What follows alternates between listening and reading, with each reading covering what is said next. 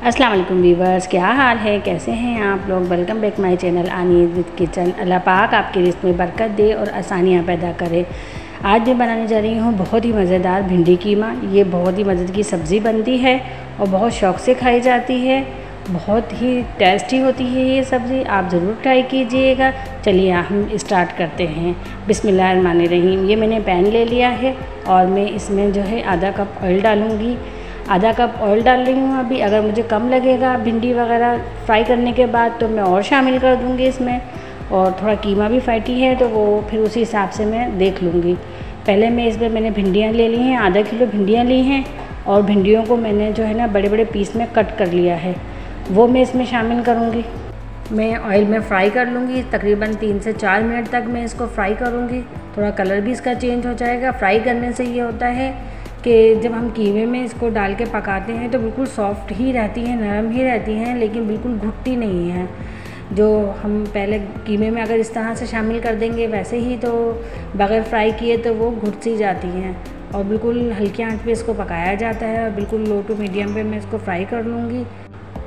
तकरीबन 4 मिनट हो चुके हैं मुझे भिंडी को फ्राई करते हुए। अब मैं ये भिंडी को बाहर निकाल लूँगी। बिल्कुल कोशिश करूँगी कि इसका ऑयल जो है वो पैन में ही रह जाए।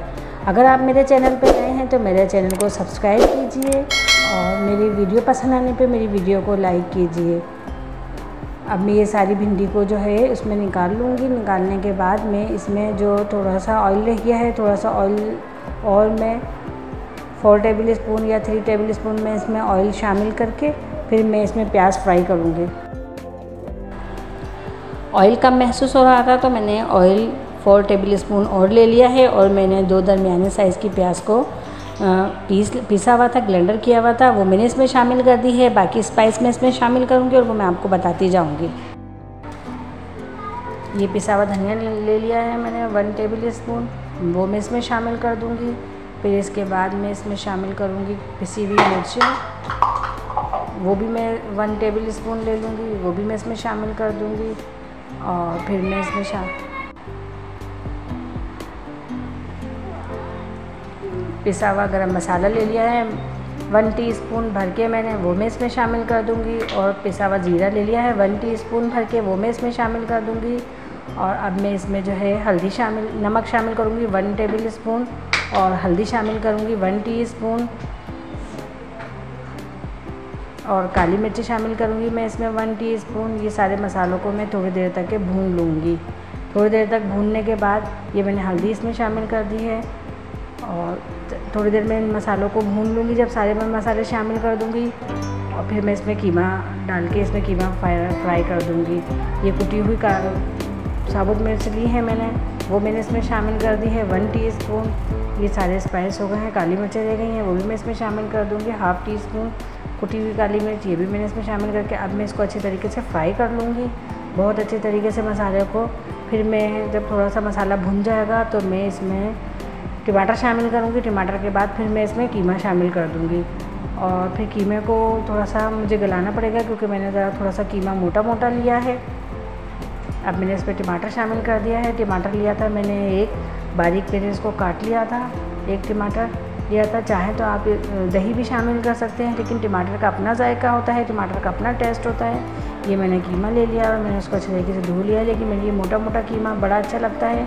मशीन का कीमा जो है वो मज़े का नहीं लगता भिंडी कीमे में। और बहुत सारी जगह पे मशीन का कीमा अच्छा लगता है और बहुत सारी जगह पे हाथ का कीमा। तो यहाँ पे आप हाथ का लीजिएगा, बहुत टेस्टी लगता है, बहुत मज़ेदार ये सब्ज़ी बनती है। आप ट्राई ज़रूर कीजिएगा। अब मैं इसको तकरीबन 2 से 3 मिनट तक अच्छी तरीके से फ्राई कर लूँगी। फ्राई करने के बाद फिर मैं इसमें थोड़ा सा पानी शामिल करके मैं इसको गलने के लिए छोड़ दूँगी।